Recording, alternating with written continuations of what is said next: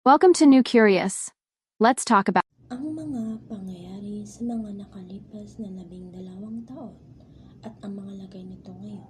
Kamusta na nga ba? Taon 1966, Fire Horse, noong panahon ng Cold War.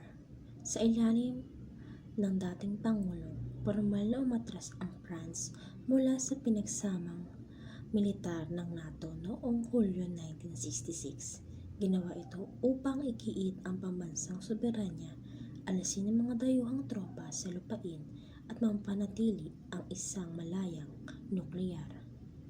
Bagamat nananatiling miyembro mismo ng North Atlantic Treaty Alliance ang France sa aspektong pampolitika, siya ang tanging miyembro ng NATO na hindi bahagi ng Nuclear Planning Group at hindi ipinagkakatiwala ang mga submarine nito na may armas nuklear sa alyansa noon. Para protektahan ang malayang panlaban sa nuklear nito at maiwasan na madawit sa tunggalian na pinamumunuan ng US tulad ng digmaang Vietnam. Pagkatapos ng mga dekada ng pagkilos bilang isang malayang kaalyadong opisyal na muling sumali at bumalik ang France sa pinagsamang istruktura ng pamumuno ng militar ng NATO noong April 2009 sa ilalim ng Pangulong Nicolas Sarkozy. Ang France ay miyembro ng NATO at naging founding member mula pa noong 1949. Opisyal na muling sumali ang France sa Integrated Military Compound. Aktibo sa pagiging miyembro ang France sa isa sa 30 kasalukuyang miyembro estado ng NATO. Ang France ay isang pangunahing kontributor sa alyansa at nilaranggo bilang isang pinakamalaking bansa, nag-aambag ng tropa at ang pang-apat sa pinakamalaking kontributor sa budget ng militar. Kasalukuyang katayuan sa unang bahagi ng 2026, ang France ay isang ganap ng pinagsamang miyembro ng militar at pampolitikal istruktura ng NATO. Sa unang bahagi ng 2006, ang mga talakayan tungkol sa isang potensyal na paglabas ng US mula sa NATO na pangunahing hinihimok ng administrasyong Trump ay nakatuon sa mga hinaing sa pagbabahagi ng pasanin na may mga pahayag na ang mga kaalyado ay sinasamantala ang US sa pamamagitan ng hindi pagtugon sa mga target na paggastos sa depensa. Kabilang sa mga pangunahing dahilan ang pagnanais na unahin ang pambansang seguridad ng US. Mga rason, pagbabahagi ng pinansyal at pasanin. Ang pangunahing argumento ay ang pagbabayad ng US ng labis para sa depensa ng iba na humahantong sa mga kahilingan na ang mga kaalyado ay magbayad ng kanilang mga bayarin. Pagbabago ng pokus sa seguridad. Ipinahiwatig ng administrasyon na ang prioridad sa seguridad ng Amerika ay nasa ibang lugar, na hinihikayat ang Europa na akuin ang responsibilidad para sa sarili nitong depensa at ang tunggalian sa Ukraine. Estrathehiyang geopolitikal at Greenland. Inuugnay ng US ang mga pangunahing ugnayan ng NATO sa pasiguro ng teritoryo tulad ng Greenland na itinuturing na mahalaga para sa pambansang seguridad ng US. Ayan lamang ang mga ilan sa mga rason ng administrasyon Trump.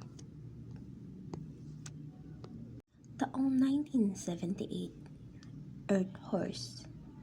Notable scientific and social milestone. First test tube baby, marking the first successful birth via in vitro fertilization, IVF. Si Louis Joy Brown ipinanganak noong Hulyo 25, 1978, noong 11:47 p.m. sa Oldham General Hospital, England, at tumitimbang siya ng 5 pounds. Ang unang sanggol na test tube sa mundo sa pamamagitan ng IVF, pinanganak sa pamamagitan ng cesarean section sa ina nitong si Leslie at ama nitong si Peter Brown. Ang kanyang kapanganakan na pinangunahan ni Dr. Patrick Steptoe at ng mananaliksik na si Robert Edward ay nagbago ng medikal sa medisinang reproduktibo. Ang team ng gynecologist na si Patrick Steptoe at ang developmental biologist na si Robert Edwards ay nagtrabaho ng maraming taon upang makamit ang tagumpay na ito. Pinatunayan na ang panganganak na kayang malampasan ng IVF, ang kawalan ng kakayahang magkaanak na dulot ng baradong fallopian tubes. Pamanang milyong-milyong bata ang ipinanganak gamit ang teknolohiyang IVF na binuo para sa panganganak ni Louis. Si Louis ay ipinanganak na malusog, na lumaban sa matinding pagsusuri at pag-aalinlangan ng media. Katayuan sa kasalukuyang panahon ng unang test tube baby. Si Louis Brown ay 47 taong gulang na ngayong 2026. Ikinasal kay Wesley Mulindler noong 2004. At ang kasal ay dinaluhan ni Dr. Robert Edwards na siyang ginawa niyang ninong. Siya ang isang ina ng mga batang natural na ipinanganak na nakatulong upang aisan ang maaga at hindi pa napapatunayang mga alalahanin tungkol sa pagkayabong ng mga individual na ipinanganak sa IVF. Madalas niyang ginugunita ang mga anibersaryo ng kanyang kapanganakan sa pamamagitan ng pagtataguyod para sa mga advocating for fertility treatments at pagdiriwang ng mga pioneers ng IVF, sina Robert Edward, Patrick Steptoe at Jean Purdy. Katayuan ng IVF sa 2026, pangunahing paggamot ang dating itinuturing na isang radikal na eksperimento ay isa na ngayong karaniwang medikal na pamamaraan na tinatayang mahigit 8 milyong sanggol na IVF ang ipinapanganak sa buong taon noong 2018, isang bilang na lumago ng malaki. Taon 1990, Metal Horse, the birth of the digital age. World Wide Web. Tim Berners-Lee created the first web server and browser at CERN in late 1990, laying the foundation for the internet as we know it. British scientist Tim Berners-Lee invented the World Wide Web, or WWW, in 1989 to 1990, while at CERN to automate information sharing for researchers. He developed the first web browser server and fundamental technologies HTML, HTTP, and URLs. By late 1990s, the project went public in 1993, creating a free, decentralized, and open foundation for the modern internet. Key aspect of the World Wide Web development. Initial conception. In March 1989, Berners-Lee proposed a universal link information system which was approved for development by late 1990. First components. The first website into info.cer was hosted on a Next computer at CERN. The first browser named World Wide Web was also an editor. Key technologies: Berners-Lee defined HTTP, Hypertext Transfer Protocol for communication, HTML, Hypertext Markup Language for document formatting, and URI/URL Information Resource Identifier /locator for address. Often accessed in April 1993, CERN placed the WWW software into the public domain, ensuring it remained free and open for everyone to use. Expansion following its release, the web rapidly surpassed other systems like Copper, becoming a global platform by 1994. In 1994, Berners-Lee founded the World Wide Web Consortium, WGZ, at MIT to continue developing open web standards. Major global issues. Noong Enero 1, 2002, opisyal na naging pisikal na pera ang euro para sa 12 bansa ng European Union na kumakatawan sa pinakamalaking pagbabago sa kasaysayan ng pandaigdigang ekonomiya.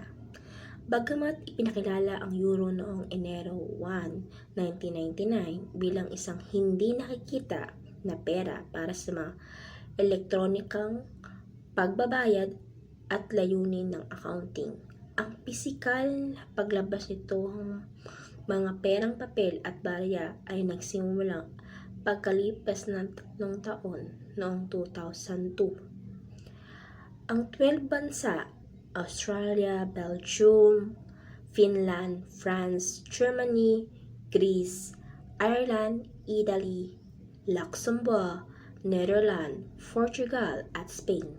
Epekto sa isang iglap, mahigit 300 milyong tao ang nagsimulang gumamit ng parehong pera na pumalit sa mga pambansang pera tulad ng the Luxembourg, French francs at Italian lira. Pagwakas ng paglipat kasunod ng isang panahon ng dual circulation, ang euro ang naging tanging legal tender ng 12 bansa. Ito pagsapit ng Marso 1, 2002. Sukat ang pagbabago ay kinakasangkutan ng pag-withdraw ng 6 bilyong perang papel at halos 30 bilyong pambansang barya. Katayuan sa 2026. Simula Enero 1, 2026, ang Eurozone ay lumalawak upang maisama ang 21 bansa kung saan ang Bulgaria ang pinakabagong bansang nag-aampon ng pera. Ebolusyon. Ang transition noong 2002 ang pinakamalaking pagbabago sa pananalapi sa mundo kung saan 308 milyong tao ang unang nag-aampon ng bagong pera. Ang pag-aampon ng Bulgaria sa euro noong 2026 ay lalong nagpapatibay sa papel ng pera sa pandaigdigang ekonomiya bilang pangalawang pinakamadalas na ginagamit na pera na may mahigit 350 milyong mamamayan sa Eurozone na gumagamit nito araw-araw.